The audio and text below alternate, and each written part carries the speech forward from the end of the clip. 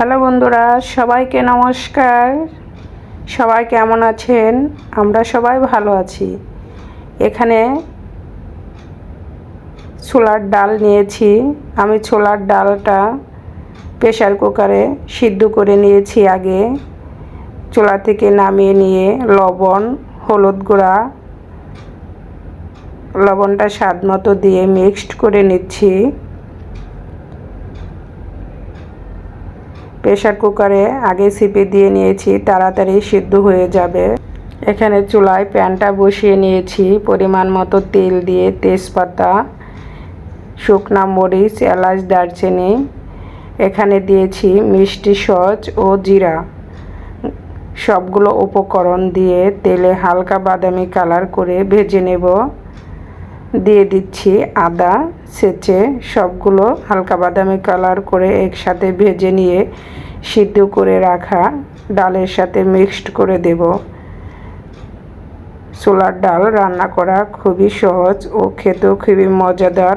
অল্প মশলাতে নিরামিষ ছোলার ডালটা রান্না করে নিলাম। দেখতেই পাচ্ছেন বন্ধুরা, কত সহজে অল্প উপকরণ। নামানোর আগে 1 টেবিল চামচ চিনি দিয়ে দিলাম। চিনিটা ডালের স্বাদটাকে আরও বাড়িয়ে দিবে। নামানোর আগে কাঁচামরিচ কেটে দিয়েছি। খুব সহজে তাড়াতাড়ি ঝটপট তৈরি হয়ে গেল ছোলার ডাল। প্লিজ যদি ভিডিওটা ভালো লাগে চ্যানেলটা সাবস্ক্রাইব করে লাইক দিয়ে শেয়ার কমেন্টস করে পাশে থাকবেন। বেল বাটনটা অন করে রাখবেন। আমি কোনো ভিডিও দেওয়া মাত্রই পৌঁছে যাবে আপনাদের কাছে।